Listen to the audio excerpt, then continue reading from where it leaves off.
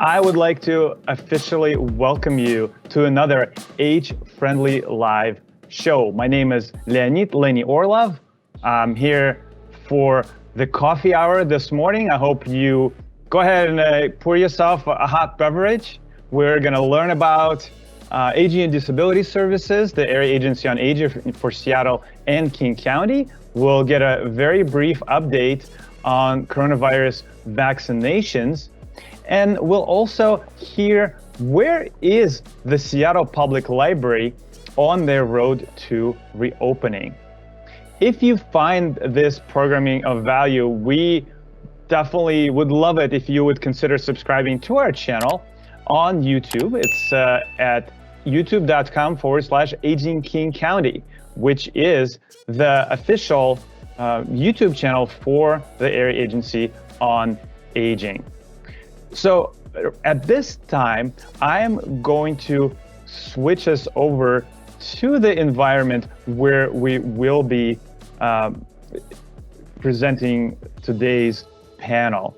And we will start today with a land acknowledgement.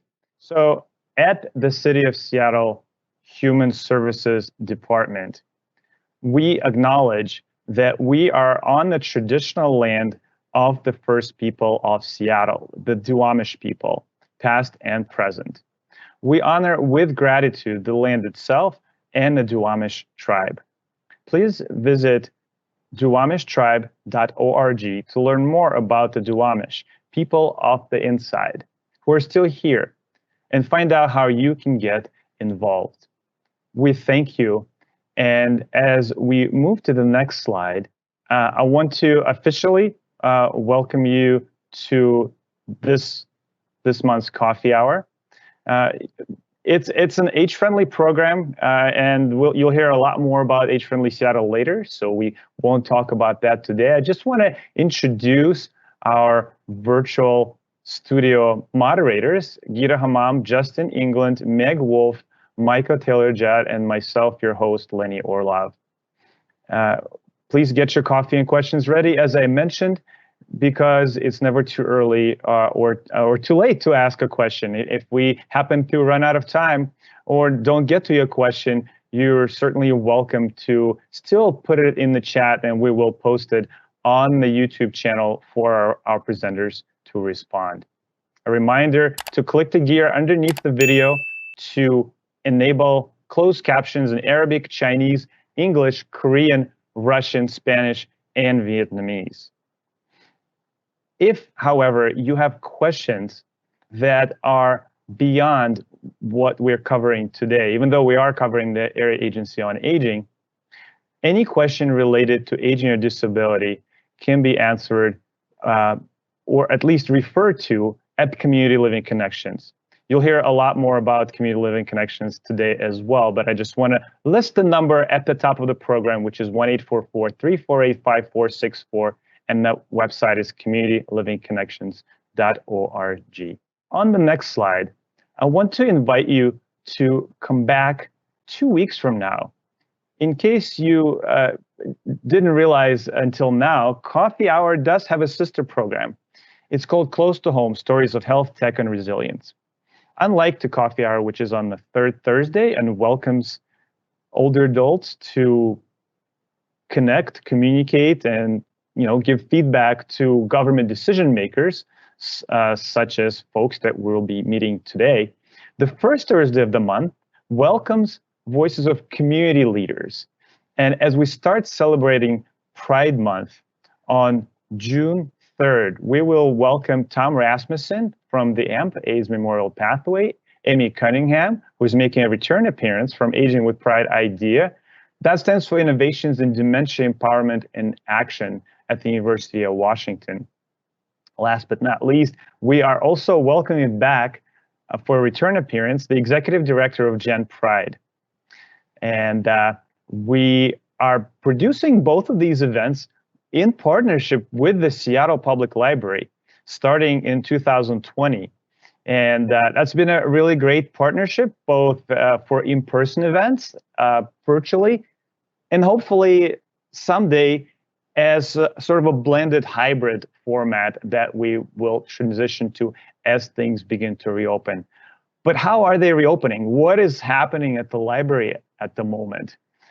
For that, I'd like to turn it over to our partner, to our special agent in charge of age friendliness at the library. On the next slide, you'll see a picture of Nancy Sloat, older adult programs manager.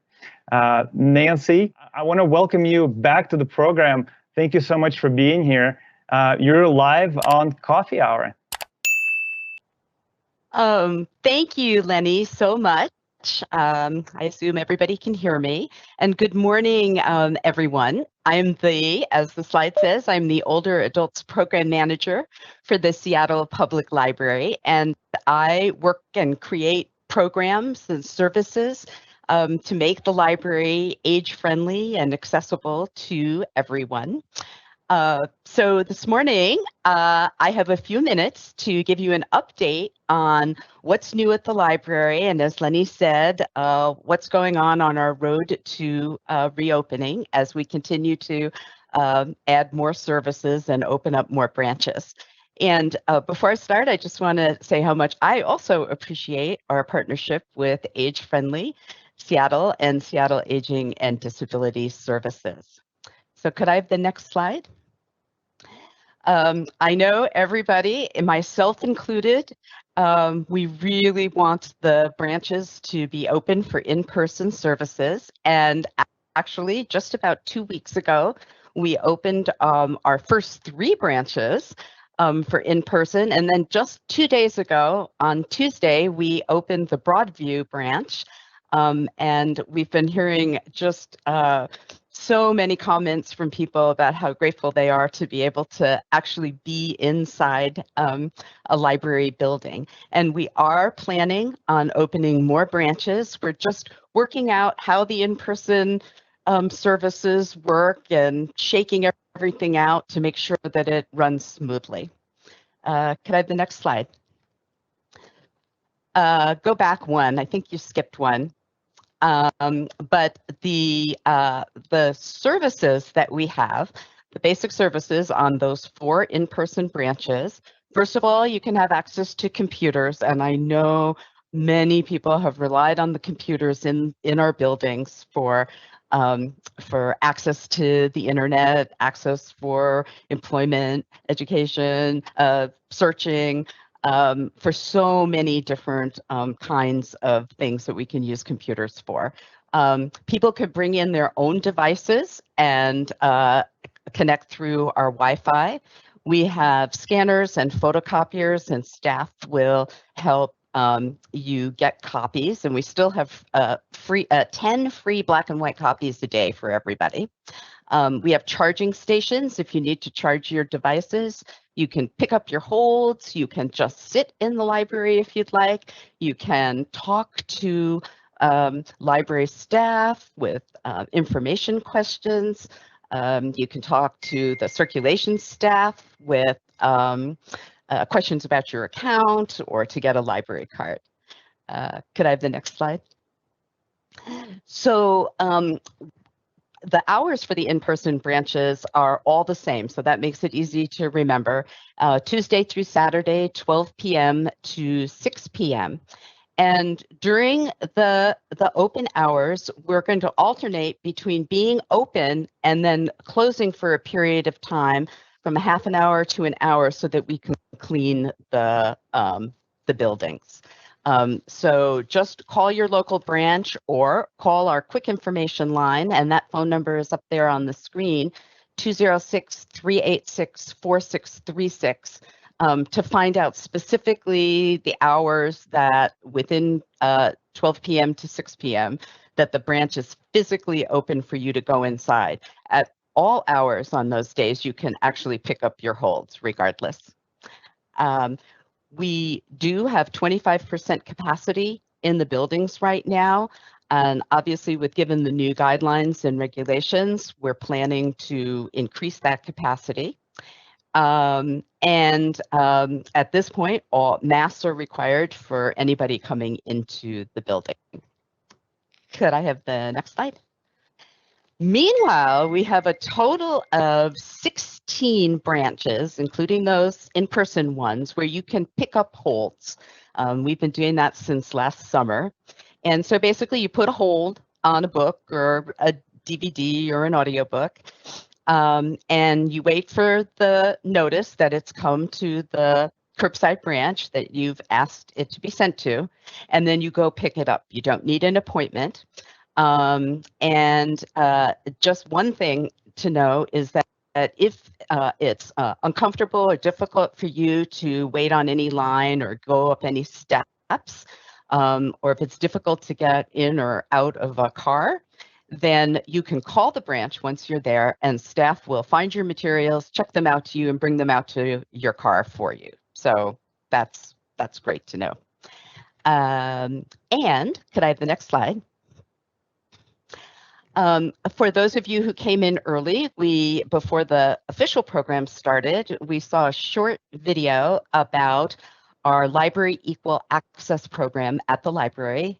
We call that LEAP for short. And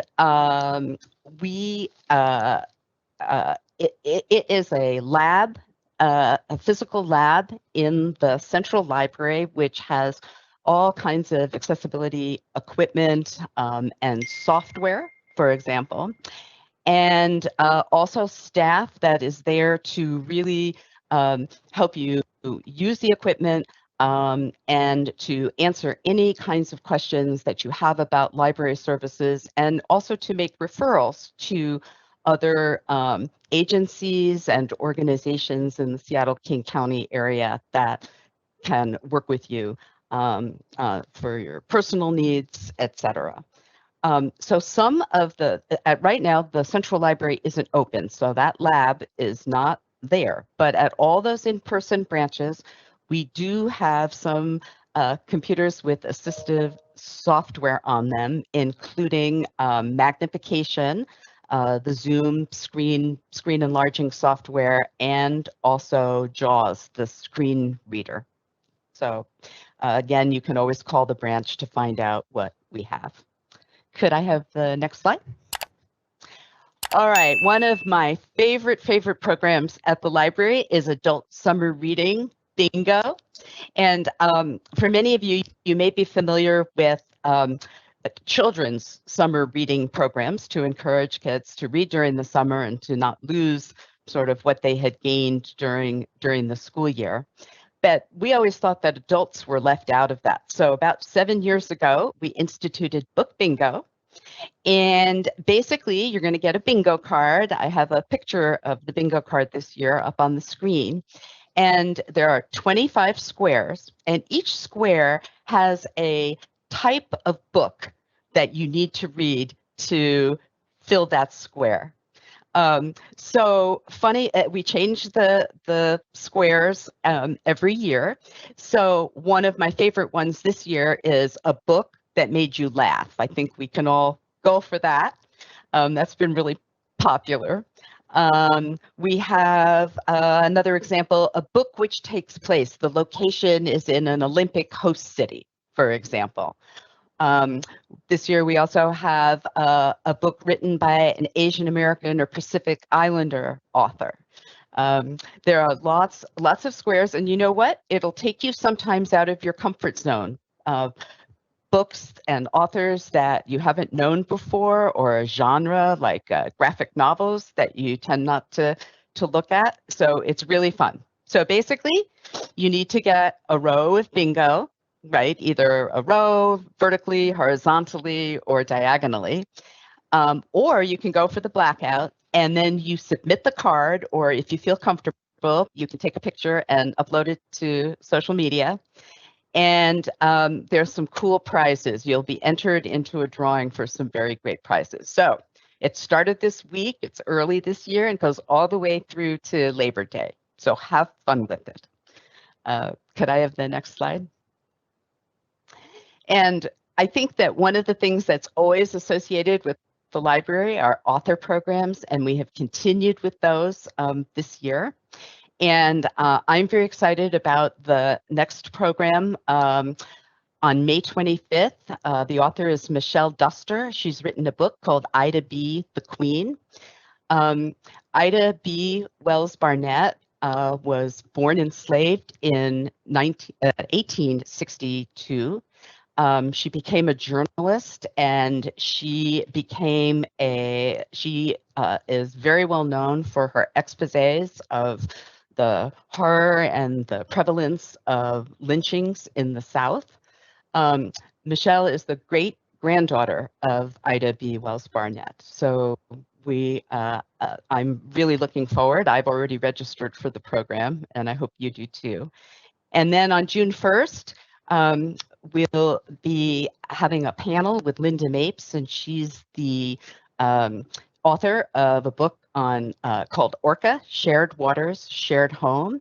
And she will be having a conversation with a panel, which includes the former chairman of the Lumination, a scientist with the UW Center for Conservation Biology, and also the chairman of the history department at the University of Victoria. So that's June 1st at 6 p.m. And be sure to register. So go on to our library calendar at www.spl.org/calendar, and you will find those programs. It's very easy to register. And then the next slide. And I just want to invite you to visit our pages on the library website, which have particular resources and programs and services for older adults. We've been creating some great book lists on there, and they're linked there. We just created one on Older Americans Month. So enjoy some suggestions on titles. And then my final slide is my contact information. And I'd be delighted to talk with anybody about our programs and suggestions for making the library age-friendly.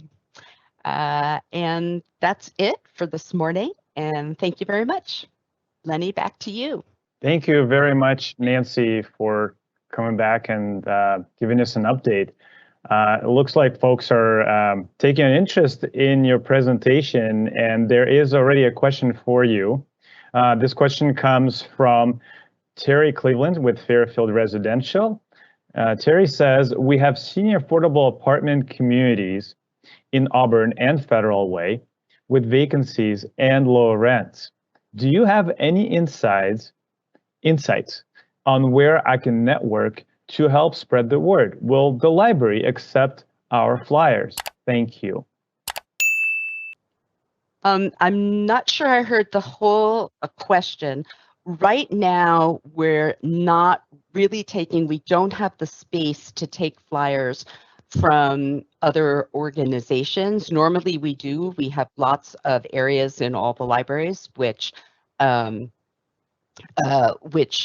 we put out. But right now, we're just trying to figure out how to keep the library really safe and clean and be able to clean it well. But please just email me at nancy.sloat@spl.org, and I can talk to you some more. Great. Thank you, Nancy. And for our part, I want to invite you, Terry, to send that along to us as well. We can certainly put it up on social media and see what other channels we can, we can share it. Our email is agefriendly, all one word, @seattle.gov. And all right, does not look like we have any additional questions for you, Nancy. So thank you again so much for being here today and twice a month. And we'll look forward to checking with you again and hopefully seeing more branches open and more things happening. And I don't know if you mentioned it, but I think there's certain bookmarks that may be showing up there at some of the locations, which will have both the library and the Age-Friendly Seattle information. So look for those. Thank you, Lenny, for reminding me about that. Yes, we do have a wonderful bookmark. And So thank you for they will be at all the curbside branches. And you've distributed it. So thank you for doing that. I look forward to getting one myself. All right, Nancy, we'll see you later. And at this time, if we could go to the next slide, please. Just a brief update here on the situation with COVID-19 and specifically with vaccinations. We show this page every single time we're on the air, and you may have noticed the difference. There's for almost a year, there's been some kind of guidance about, masking up, gatherings and things like that. That's not here now. That's because the state is looking to open up by June 30th, according to Governor Inslee. But to do that, what folks are encouraged to do is go ahead and get their vaccinations. And this website, coronavirus.wa.gov, continues to offer ways for locating your vaccination appointment or a place where you can walk in and get it. That's available right now. Anybody who is 12 years and older is eligible. However, for persons 12 through 15 years of age, it has to be specifically a Pfizer vaccine. So make sure you ascertain that before going to a location. So where can you get your vaccine? The vaccine locator button is available on this page. It's in over 30 languages, which is great. You basically just select this language at the top of the website, the language that you're looking for, and then the button will change languages. It also offers information for folks who are homebound and looking to get a vaccine. It's an online form that's unfortunately still only in English, but it is available as well. Lastly, we really hope that you can share with someone in your life that you know who may not have access to the internet. There are a couple of ways of finding out this information. One is a 1-800 number that's been around for a while now. It's their health hotline, but you can ask specific questions about COVID-19 and vaccination. That's 1-800-525-0127. And then a new thing just from last week, you can, if you have a cell phone, doesn't have to be a smartphone, any phone that can do texting, you can text to the short number 438-829, and you would basically text your zip code to that number. And you will immediately receive 5 locations near you that actually have vaccine doses in stock. So I'm not sure if they actually let you know which brand it is. You may need to call, but those locations will have phone numbers there. So a useful resource. Please share it with somebody that could take advantage of it. Thank you. And let's go on to our next slide. So today, finally, we're going to kick off our celebration. This whole month is Older Americans Month, but last time we concentrated more on better hearing. But this whole month is Older Americans Month as well. And there's other designations that you'll hear about. At this stage, I'm going to invite to the stage our esteemed panel, starting with Mary Mitchell, Andrea Yip, and then Dick Wu. Folks, thank you so much for being here. We appreciate your time, and the stage is all yours. Please introduce yourselves, and I understand that after your initial, you'll take some turns presenting, then we'll pause for some questions, and then we'll go back to additional information and then take questions again. So again, thanks for being here. Please remember to unmute your microphone, and you're on. All right. Thank you, Lenny, and good morning. It's a pleasure to join the Civic Coffee Hour this morning and share information about aging and disability services. My name is Mary Mitchell, and I'm the interim director for the Aging and Disability Services. Aging and Disability Services is a division in the Seattle Human Services Department with the City of Seattle. I will be staying on as interim director as the city conducts their search for a new director. My family migrated from Arkansas to Seattle in the 40s, and I am a proud mother of 2 young adults and an awesome grandmother to a new 7-month-old granddaughter, who is my little ladybug. So I am just excited to be here and learn more about the wonderful work that's being done for older Americans and people with disabilities. And I will turn it over to Andrea. Thank you. Thank you, Mary, and thank you, Lenny. Good morning. I'm Andrea Yip, and I've worked in the division for over 25 years in roles ranging from database trainer to planner. And now I manage the planning unit at Aging and Disability Services, otherwise known as ADS. My team develops and implements many of the programs and services that you're going to hear about today, including our 4-year area plan on aging. So a little bit about me. I'm a big Seattle sports fan, go Sounders, and I'm a mom of 2 teens, and I'm a dog mom with a brand new puppy that just added to our family. Next, we'll have our advisory council chair, Dick Wu. Thank you, Andrea. Hello, everyone. I'm Dick Wu. I chair the Community-Based Advisory Council for Aging and Disability Services. I'm one of 21 community volunteers who were appointed by the county and the city and King County councils to serve on this what we call ADS Advisory Council. I'm a CPA and a retired finance director, so I have a particular interest in financial matters affecting older adults. And I am a new grandpa, so I'm actually broadcasting to you from Moraga, California, so in the Bay Area. So that's the silver lining with the pandemic, that we can work from afar. So we look forward to telling you more about the Aging Disability Services and the vast range of local aging network services available in Seattle and King County. So without further ado, I'd like to switch the podium back to Mary Mitchell to begin our presentation. Thank you. Thank you, Dick. And can I have the next slide, please? So first, we want to acknowledge Older Americans Month. May has been Older Americans Month since 1963. And it's a time to recognize the important role that older people play in the life of our communities. We encourage you and everyone you know to take part. This can happen in small ways since we continue to limit direct contact to protect ourselves from COVID. And here are some ideas.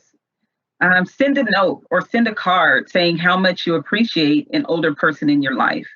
Reach out to an older neighbor that you may not know well, but have seen outdoors. Ask if they need anything, like a cup of coffee or a cup of tea, a meal, a book, or craft ideas, crafting activities.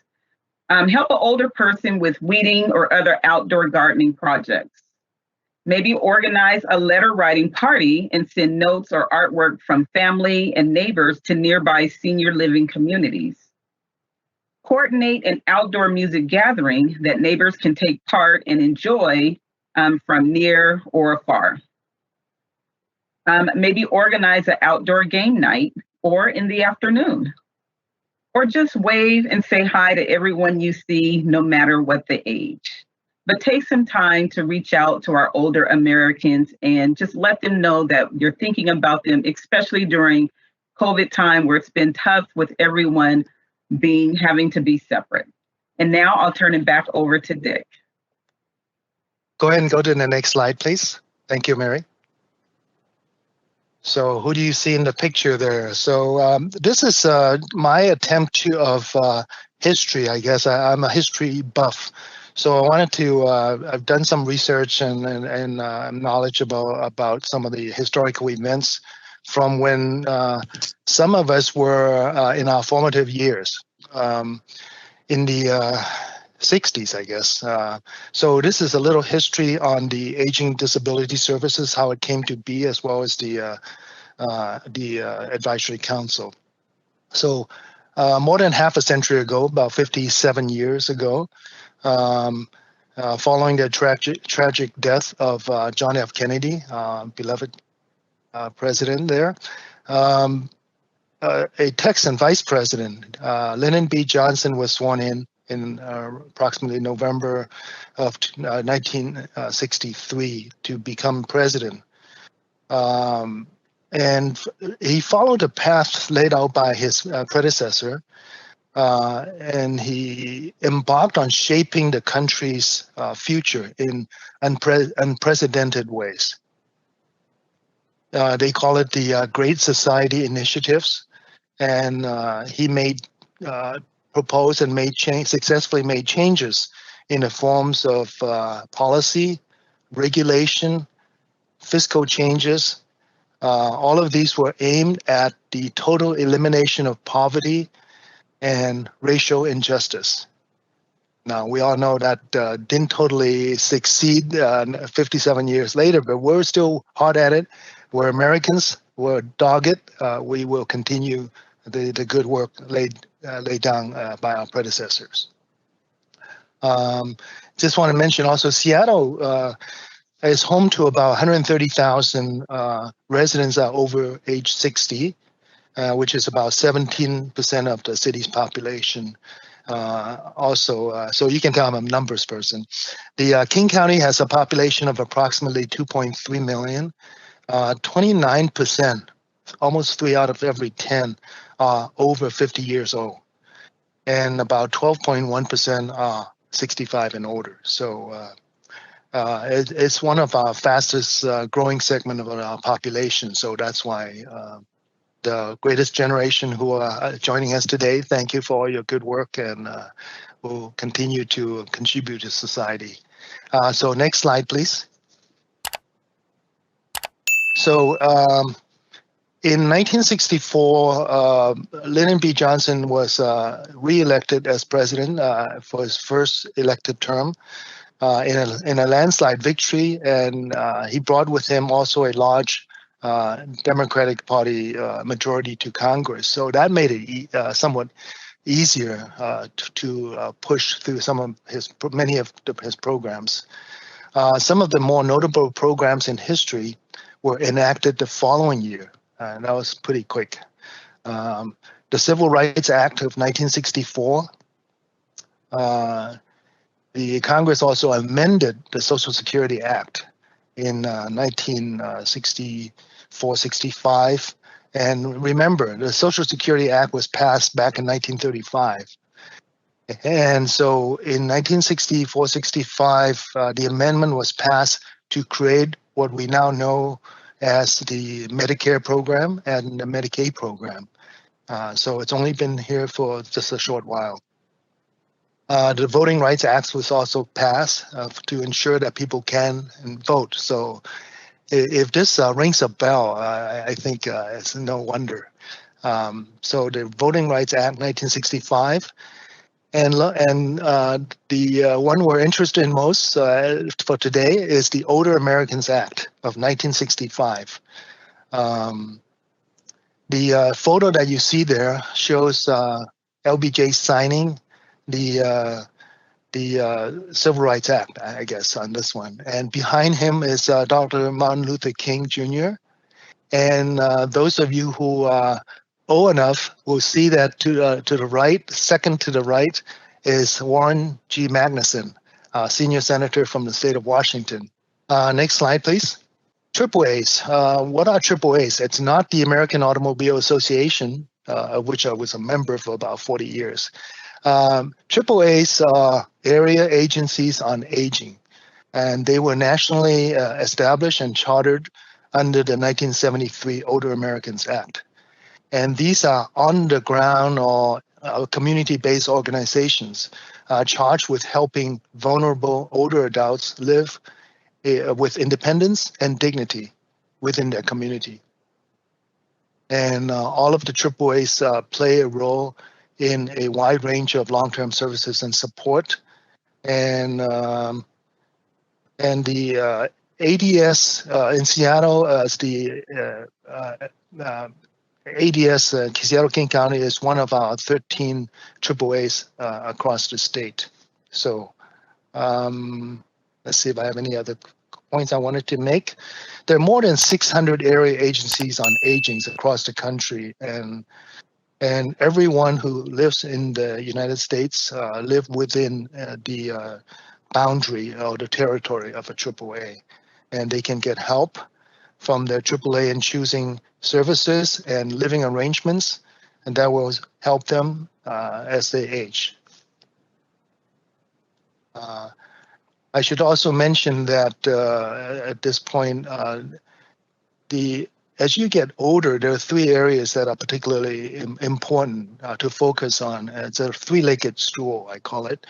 It's the physical health, exercising, staying in great physical health as much as possible, maintaining emotional and social interaction, so to avoid isolation, which is another demon of aging. And then the last one is, of course, nutrition, eating well. Okay, next slide, please. So a little more history here. In 1973, Washington State designated 13 area agencies on aging, responsible for coordinating and the pass-through of federal and state funding for older adult programs. Aging and Disability Services is a division within the Seattle Human Service Department, but it is the AAA for this area, and it's charged with coordinating the aging network services throughout King County. ADS administers the programs and services of the AAA with an annual budget of about $68 million. As the state's largest AAA area agency on aging, the Seattle ADS carries out older adult planning program services directly, as well as through its network of community partner agencies.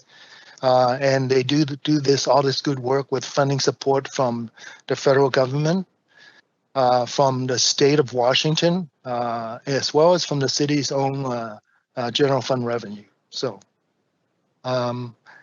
next slide, please. And here you see our volunteers. Again, in '73, Seattle and King County executed an interlocal agreement.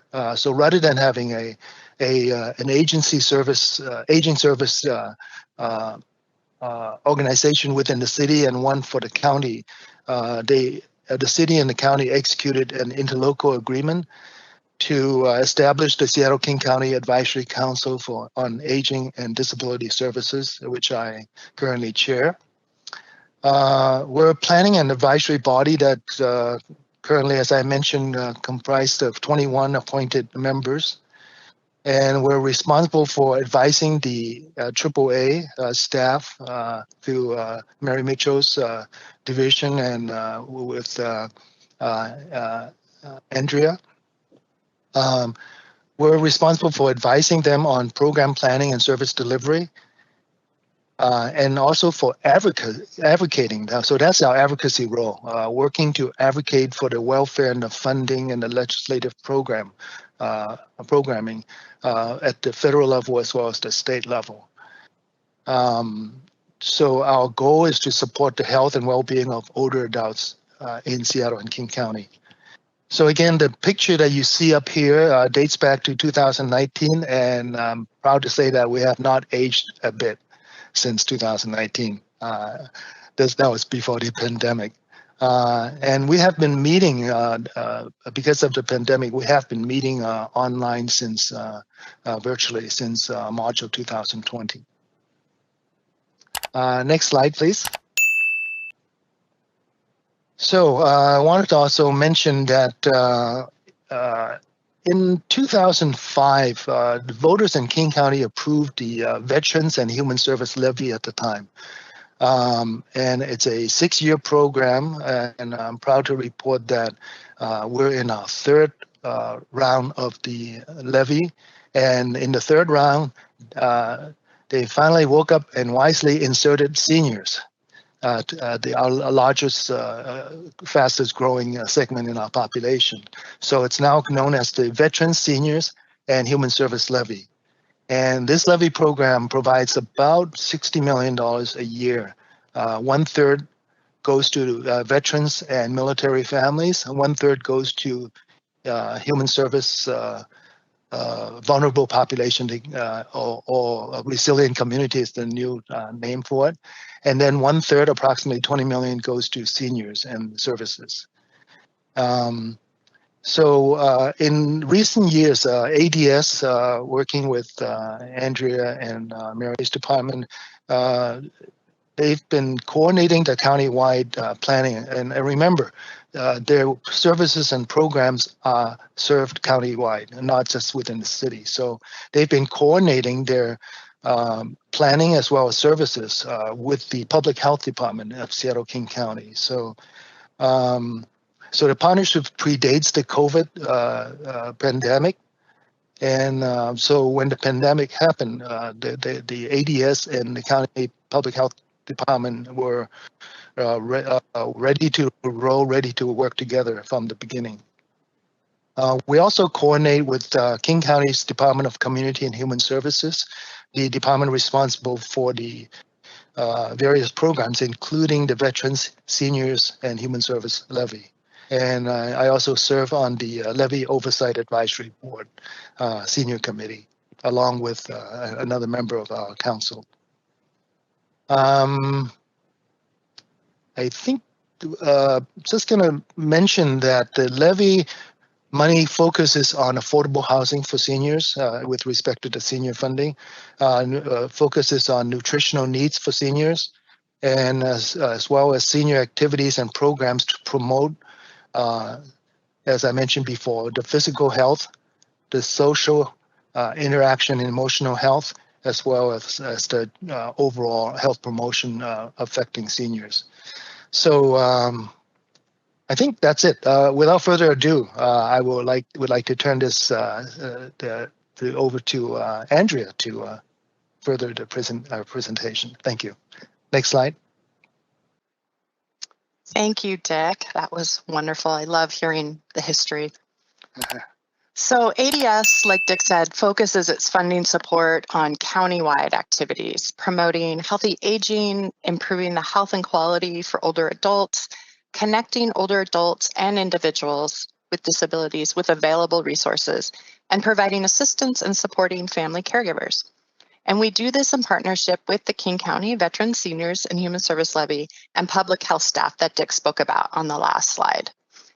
So Dick mentioned 600 AAAs, and we're one of 13 in the state. So every one of those AAAs has some key core services, and they are elder rights, caregiver support, nutrition, health and wellness, and supportive services.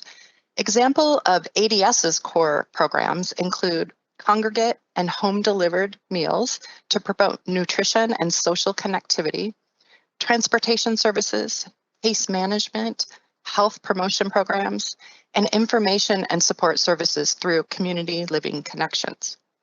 The diagram on the screen represents what a local area agency may offer.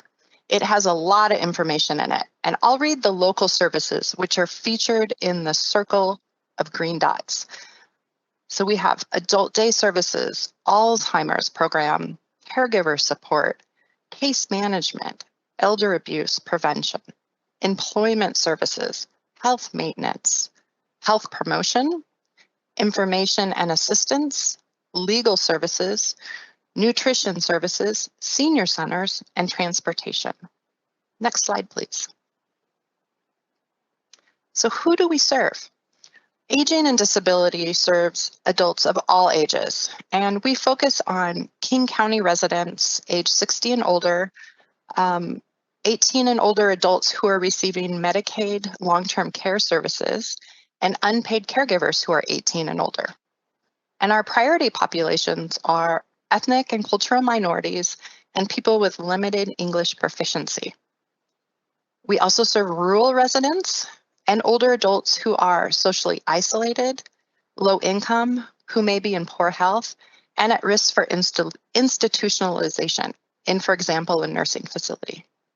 Next slide, please.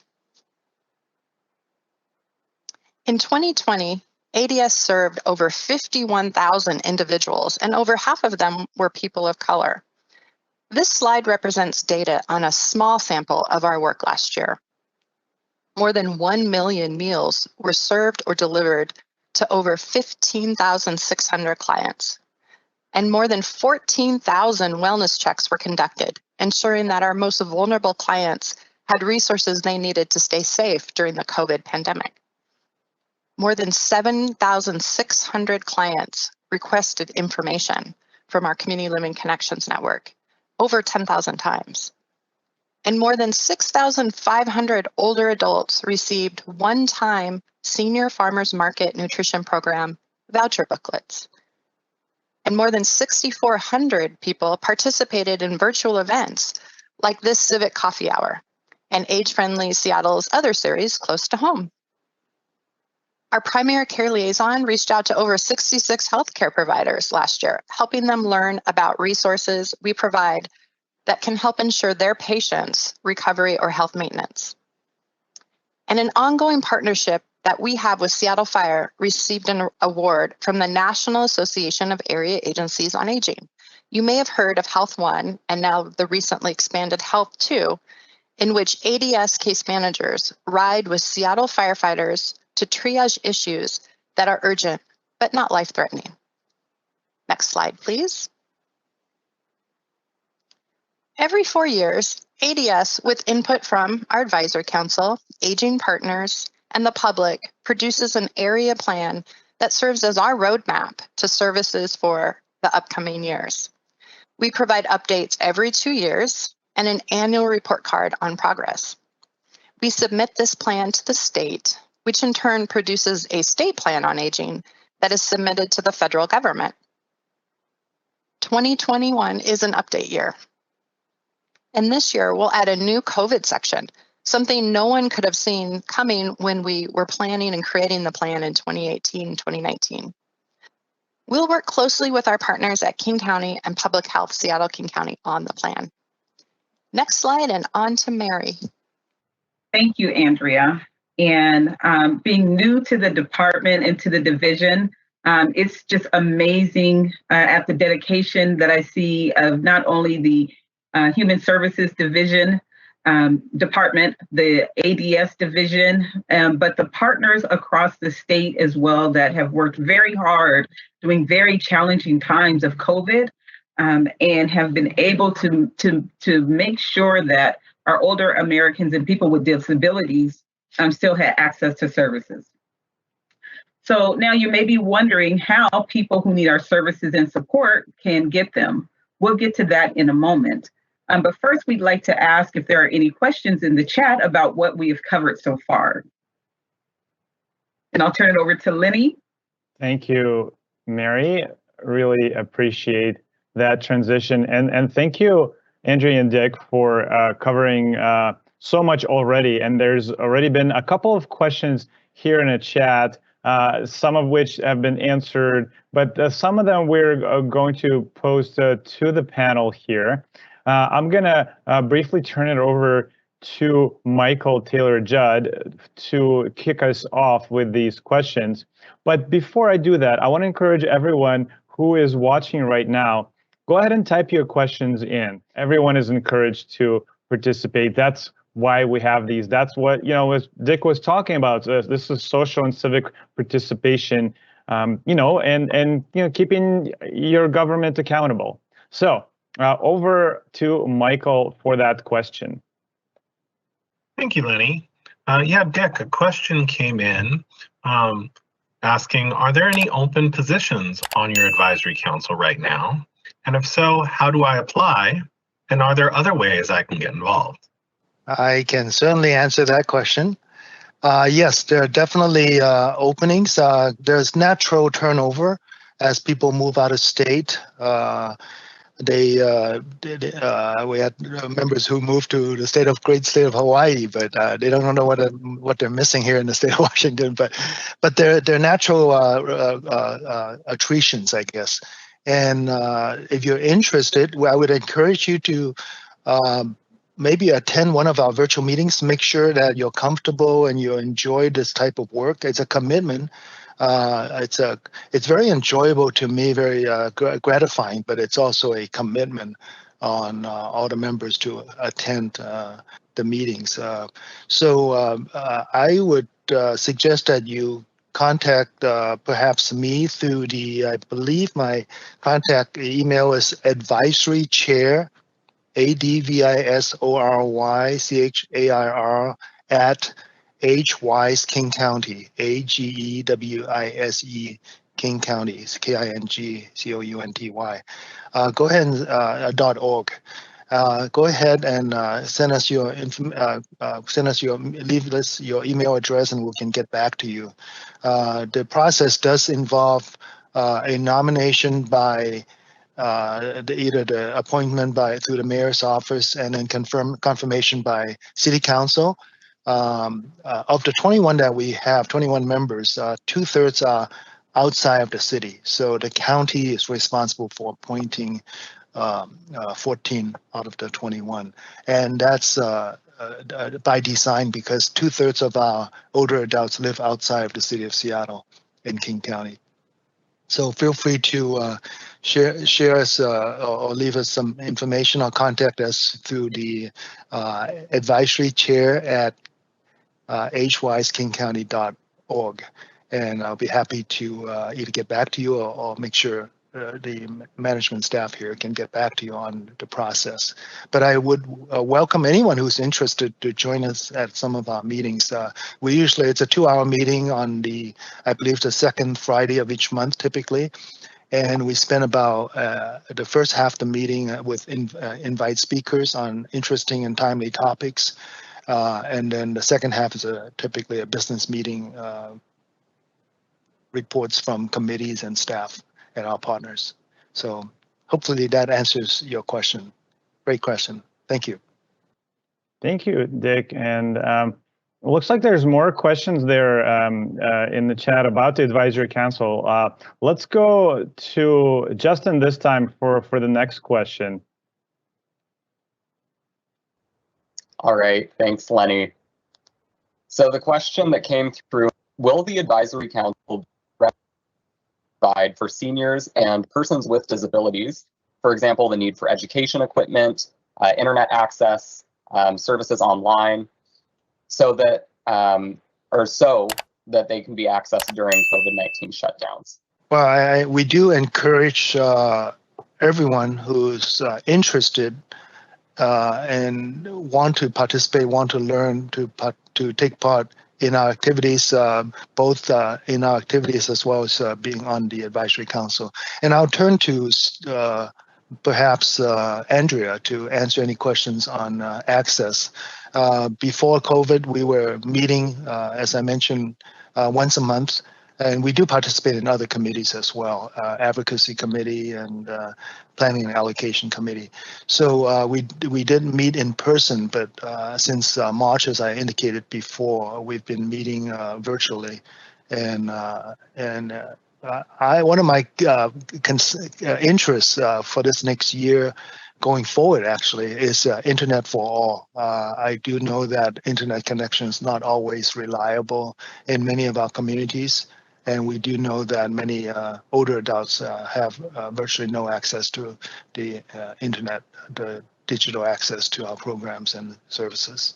So Andrea, could you elaborate on equipment perhaps and how folks can participate?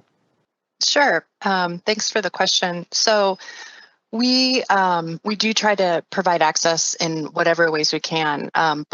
We currently have a social connectivity program where we're providing tablets for older adults to access. Mainly it's to combat social isolation, so social connectivity. Both the library And both King County Library and the City of Seattle library system has hotspots available. So if someone can put in chat those that information, that's another way. The King County Library just announced a digital navigator program. So there's a lot of variety of resources out there to be able to get access and also get help with the access. And I think that's all that I'll add to Dick's comment. Thank you for the question. All right, thank you, panel, for addressing that. There was, I did see a clarification come through. The person says, I meant the lack of what is needed to access services online for these groups. I'm wondering if that someone can clarify based on that, or did that get answered? I do know that we've been encouraging senior centers and other community agencies to provide access where, for example, in the congregate meal program, in many of the senior centers, they do have video broadcasts and Zoom meetings that folks could participate in. Should also mention that recently, I think May 12th, on the 12th of May, the Federal Emergency Broadband Program Services became available, and these program services were provided as part of the COVID pandemic relief package. So folks who are interested should look into check with their local senior service center folks, as well as the media, or hopefully just Google availability of these discounted or subsidized internet connection services, and which also includes some funding support to purchase your equipment. But as Andrea mentioned, there are many programs out there encouraging folks to participate remotely by providing free tablets, and there are many classes out there as well. I'm off the top of my head, I'm not able to cite any, but I do know that there are many programs and training classes offered throughout King County.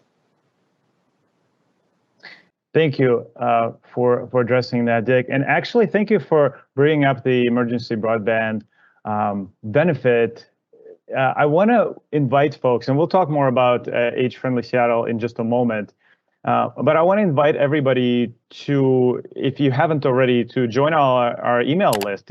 If you were on our email list, you would have received notification about both the emergency broadband benefit, but also the Senior Farmers Market Nutrition Program being extended to 5/31. So, and to do that, our website is seattle.gov/AFS, which stands for Age Friendly Seattle. Of course, we put it all over our social media. If you are a user of social media, you can find us on Facebook, Twitter, and Instagram.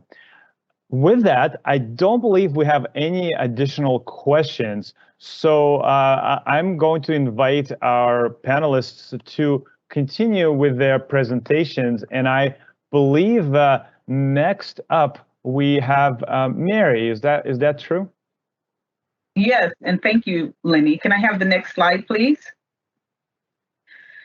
So all of the wonderful services that we provide, you may be wondering, how do I access or find out more information? And one of our core services available to any adult in King County is information and resources available via our Community Living Connections, which is both a call center and a network of community-based nonprofit organizations that provide aging network services.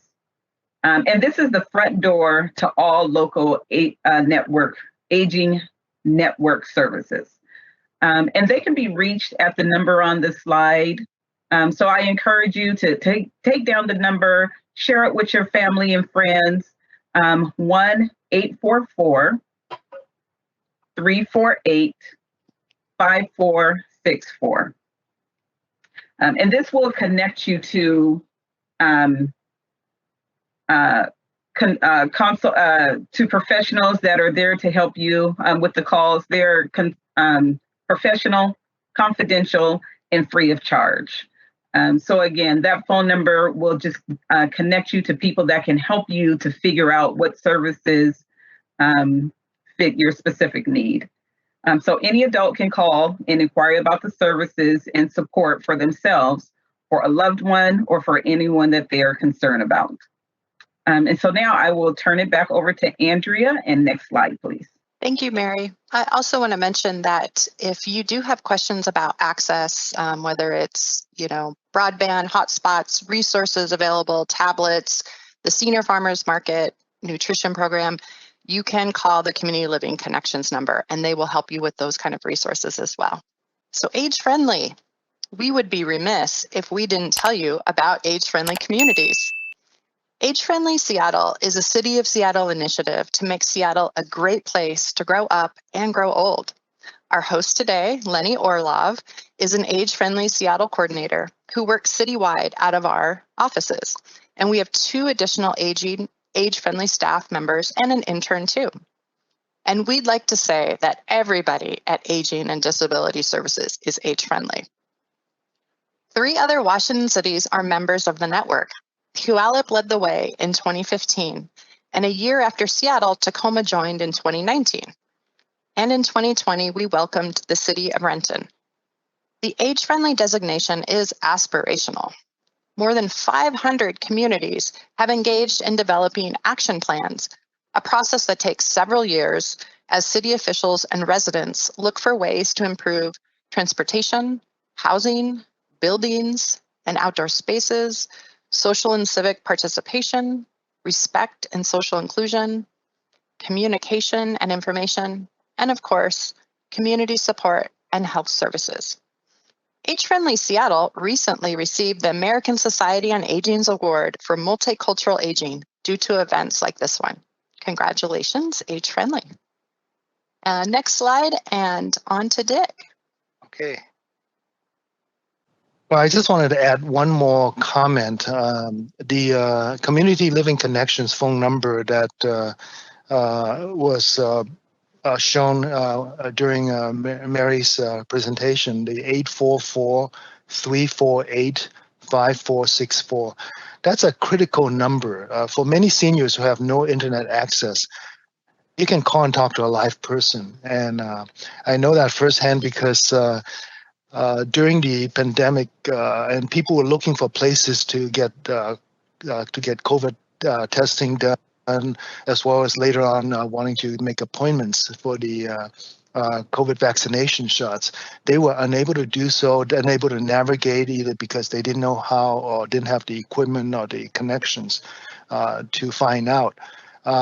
Community Living Connections actually pulled together a large group of volunteers and managed covered phones for extended periods of time, if not 24/7, and was able to refer people and connect people and made appointments for people for their shots. So I was very proud of what they did, and we really appreciated what they've done for our community. So again, I just wanted to mention their phone number for those who are challenged by not having internet access. A place to call, even if you have a simple question of what do I do, where can I go for help? Community Living Connections at 844-348-5464. Disclaimer, I do not work for them, but I appreciate their services. So the Advisory Council publishes this e-magazine. It's a monthly e-magazine. It's free. It's easy to read. We love to add you to our mailing list. I believe we have about 1,600 on the list right now, and we'd love to increase that. It's filled with timely and useful articles. This particular month, usually there are 6 to 10 articles, so it's easy reading. This month's issue for month of May, we certainly celebrated the Older Americans Month. And of course, we covered relevant issues like hearing health, nursing, in-home vaccination for those who are not able to travel. I do know that my 98-year-old father-in-law missed his second shot at the nursing home, and they were not sure when they would be able to arrange for the, I believe, Walgreens pharmacist to go back in. So lo and behold, the Seattle Fire Department were mobilized and did and along with King County Public Health, and did a mobile visit and gave him his second shot. So in-home vaccination for those who are having trouble traveling, they will come to you. You just have to work through that process. The emergency broadband benefits that went into effect May 12th provides free internet access or subsidized access, as well as some subsidy for equipment. Community information exchange, information referral. It's always very important for that. We also cover scams and frauds targeting our elderly. It's unfortunately with the pandemic, we're seeing actually growing number of instances of, or at least attempts of not just elderly, but all folks who are somewhat trusting, I guess. So there is an article this month on scams and frauds, and then Han Washington, as well as Age-Friendly Seattle. So I encourage folks to subscribe to that. It's free. When you go into the website agewisekingcounty.org, you can click on the subscribe button, and you'll be able to subscribe at no cost, and we'll be able to send you this monthly e-magazine, as well as any relevant information that's critical that we need to get out to you. You also get an email message from me or whoever is serves as the advisory council chair, and with links to each of the articles. So you can just pick and choose which article piques your interest. It's a good resource for older folks, as well as their family members and their caregivers, many of whom are unpaid family caregivers. And this e-magazine provides a lot of useful information, as I mentioned, not only for the older adults, older residents, as well as, but it's also for their family caregivers. Next slide, please. So what is this? Asian Pacific Islander Heritage Month. So lo and behold, this is also the month of not just Older Americans Month, but it's also the National Asian Pacific Islander Heritage Month. It's a time to celebrate the Asians and Pacific Islanders in the United States. It's a time to pay tribute to for us to pay tribute to the generations of Asian and Pacific Islanders who have enriched America's history. And they continue to do so today. We're tying these two celebrations together in part because, in my opinion, in many Asian cultures, elders are highly respected, and their kids, their grandkids are expected to care for their aging parents. And they do take good care of the aging parents, as you may have seen.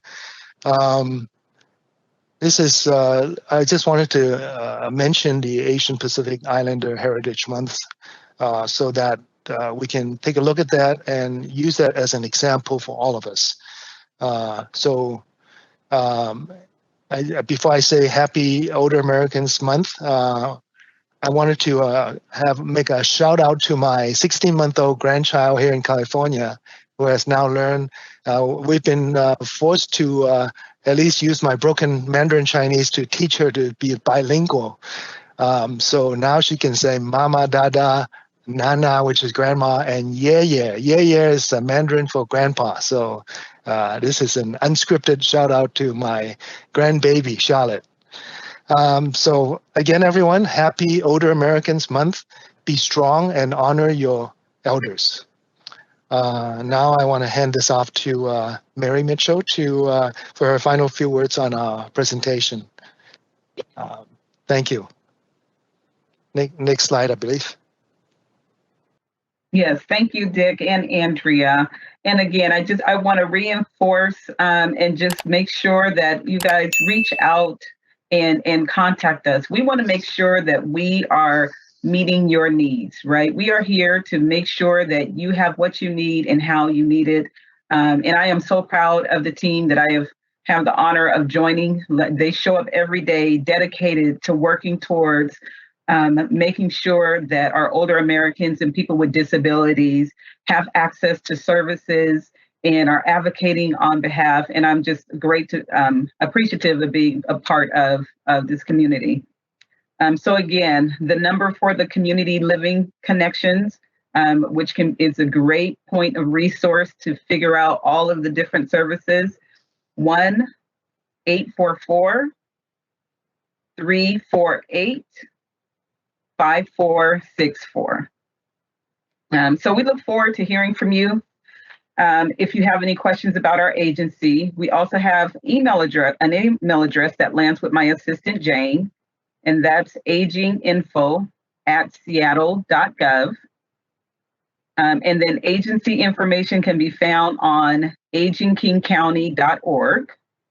And again, please reach out to us, get involved with the advisory council. We definitely want to hear from you to make sure that we are serving you in how you need us to serve you. And at this time, we'll take more questions. I'll turn it back over to Lenny. Thank you so much. It's been an honor to be here with you today. Thank you, Mary. Thank you, Andrea, and thank you, Dick. We do have some questions.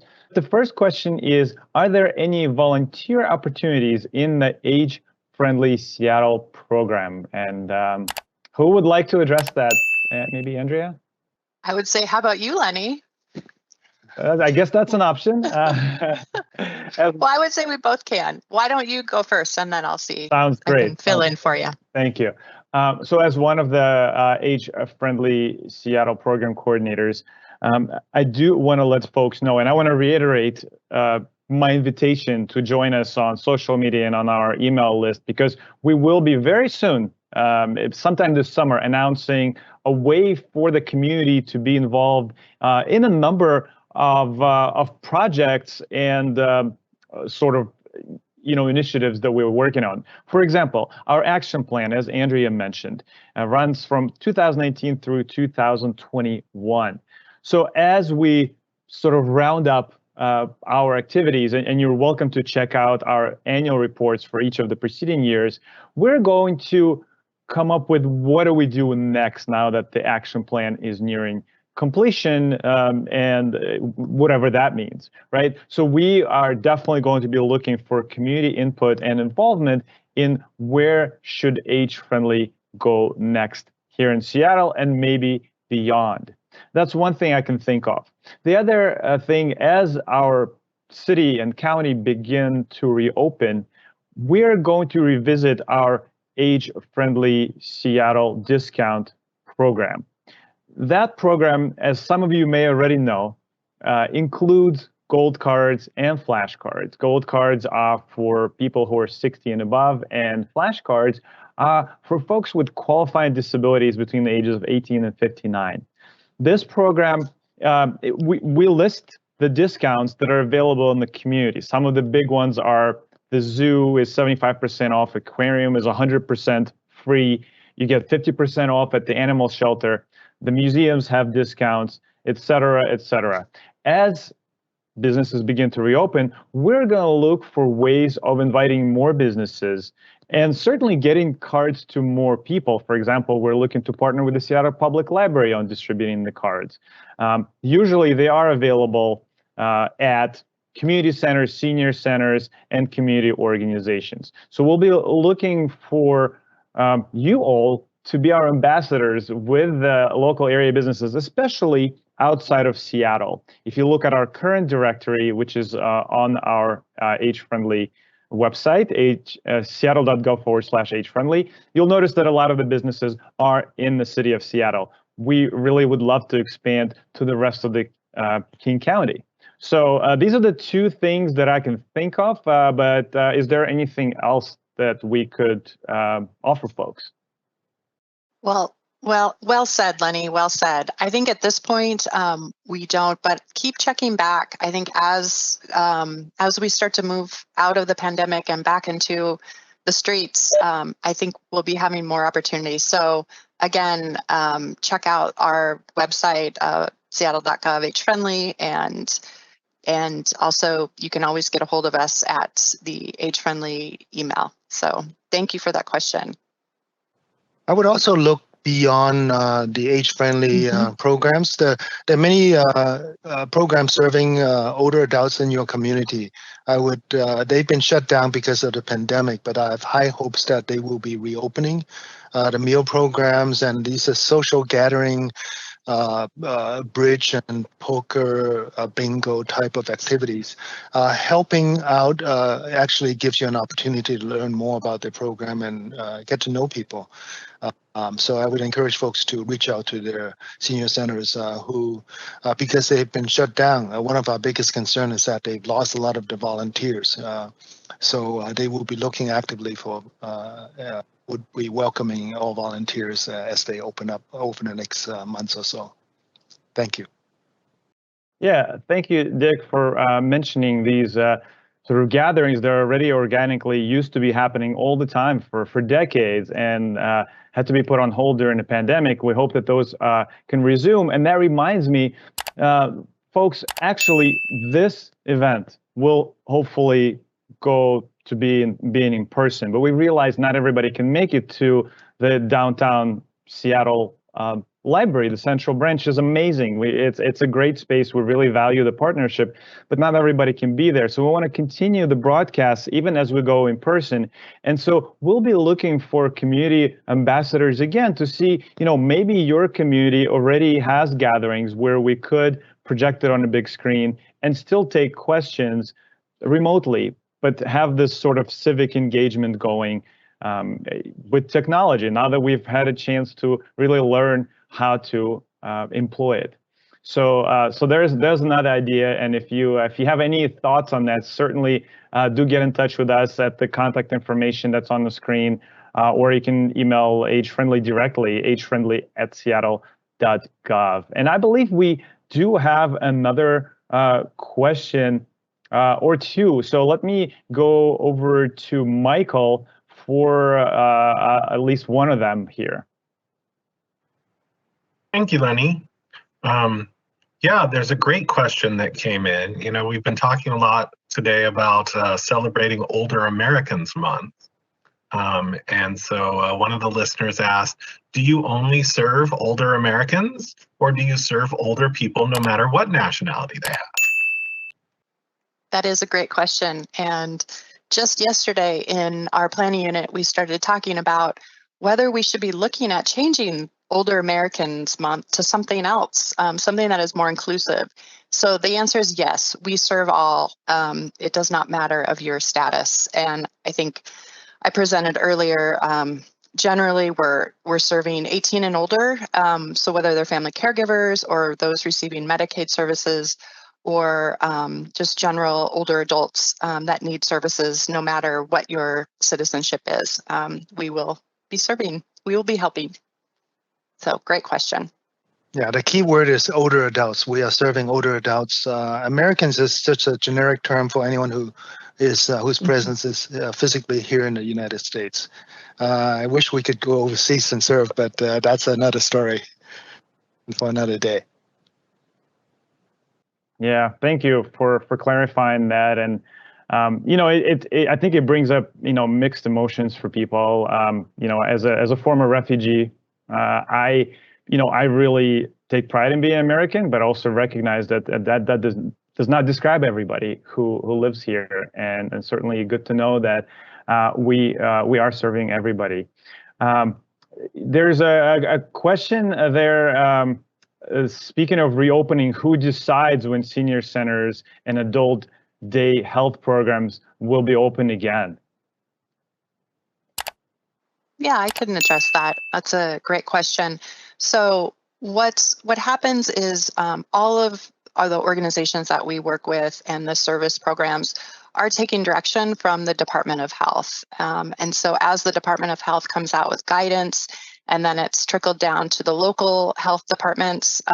That's where we're looking for. So it's really going to be up to those organizations and those businesses, whether it's a senior center or an adult day health provider, to look at the guidance that Department of Health is coming out with, and deciding what the best time is for them.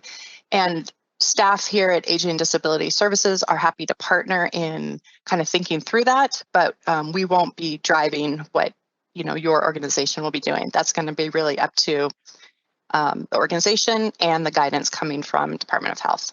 So great question. I should mention that ADS, as well as the Kent County Community Human Services, are working closely with many of the senior community-based programs to make sure they're ready to go when it reopens. They actually check in once or twice a month with them. And it's one of our concerns certainly is that they've lost the capacity. The meal program facilities, usually in a senior center, has been shut down for the past year. But yet they're still incurring a lot of costs, and we're trying to sustain them so that they can be ready to offer their services once the word is given to reopen. And, this is a great opportunity for us to see how we were able to pivot and change and adapt during COVID, and an opportunity to see what things that were put in place to accommodate for COVID can we also incorporate moving forward, right? Like home delivery meals, or, increasing access to internet and devices, situations like these where we're remote, maybe it's now a hybrid where we're returning back to in person, but we can still offer the civic hour to people who are not able to venture out, or still, just need to be at home, but still want to participate. So this is a good time, and we are thinking and planning for what does COVID recovery look like, and how can we enhance and make our programs better, from just the lessons learned and, the great creativity work that has been put in place to keep people connected, and figuring out how to make sure that we're still able to provide the services. So I do look forward to see how we can bridge and move forward, just with new and additional services and additional ways of reaching out to each other. Thank you so much, panel, for such a detailed and comprehensive answer. Really appreciate you being here today. We have time for one more question, and after that we'll have to wrap. And more questions, please, everybody, please put in your questions. If they don't make it to the air, we will put them in the comments section of the YouTube video, which should be posted within a week's time. And our final question is, what does ADS, Aging and Disability Services, do for older Black people? I think I'll let Andrea or Mary answer that, but I do want to mention that our constituents or the beneficiaries that we serve is very diverse. We also work closely with the Mayor's Office for African American Affairs. Many of our, as Andrea mentioned, disadvantaged and ethnic minorities are a priority for us. And so we reach out to immigrants from Africa, from Eastern Europe, to the Asian countries. For example, the Asian Counseling Referral Services, they actually operate a meal program that we call it one program. We fund it, but they actually have like 20 different sites for different ethnic groups: Vietnamese, Cambodian, Korean, so on and so forth. We do work closely with the Central Area Senior Center, as well as, and not just within the city of Seattle, but African American. Many of those have moved due to gentrification outside of the city, and we're supporting the programs that are supporting those individuals who are no longer within the city limits. So I'll turn it to Andrea or Mary to give you more detail. Yeah, I can just add to what Dick said. I think, Dick, you pointed out exactly how I would answer that is we focus our funding on serving the BIPOC community, and specifically older African-American elders. And we've done this over the past few years through investments into these organizations that Dick said. Our African-American Elders Program has been a huge, huge support for older, isolated African Americans in the Seattle area, and those that have then gone outside of Seattle because of gentrification. So that's a highly successful program, and they do a range of services from case management to our PEARLS program, which is a minor depression program, and also family caregiver. So that's just one example is African American Elders Program. So thank you, Dick, for setting that up.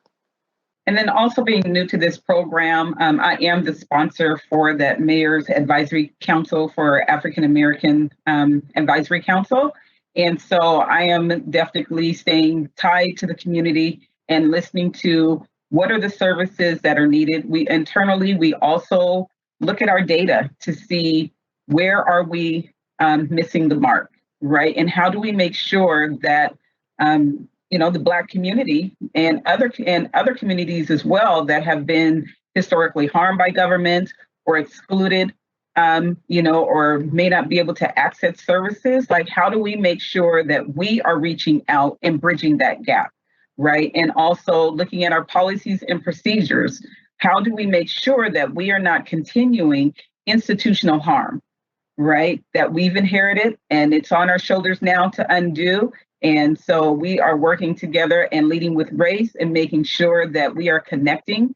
So again, get involved, bring your voices forward. We are here to work for you. And we recognize that there is a disparity for all communities of color. And we are here to make sure that we close that gap in our lifetime and that we are setting up the next generation to be able to have equal access to services. So thank you for the question. And I look forward to partnering with and being able to break down those barriers. Thank you. Thank you again to the entire panel for being here today. We thank you, Mary, Andrea, and Dick, for your dedication to this work and for your time today. I also want to thank my moderators today, Michael and Justin, and certainly Meg, who is behind the scenes here on the PowerPoint slides, and of course Nancy, who kicked us off earlier today. I'm going to say goodbye to our panel for now and want to invite you all to come back our third Thursday of every month. We have these civic coffee hours currently virtual. We are going to continue with our celebration of Pride Month. And we want to invite you to join some of our colleagues around the city that work with the LGBTQ community and to hear what the city is currently doing. We'll hear from Cheryl Brown with Lifelong Recreation, Kristen Ramirez from the Arts Office, and Dominique Stevens from the Mayor's Office on some of those things. So same access information, bit.ly/age-friendly-live.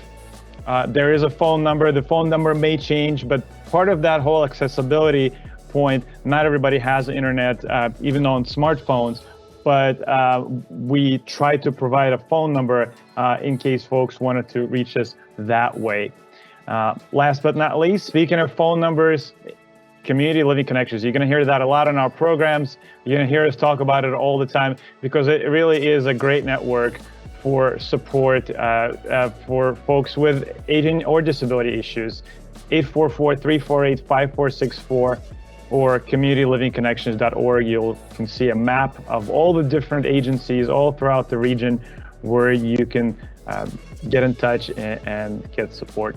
Thank you all so much for being here. I appreciate you, as always, devoting, as it turns out, 90 minutes of your time to this coffee hour.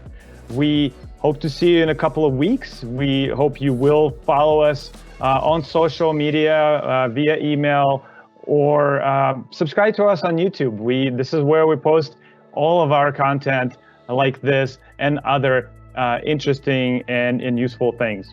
Thank you so much. This has been the Civic Coffee Hour, and we will see you all in just a little bit in a couple of weeks' time. Take care.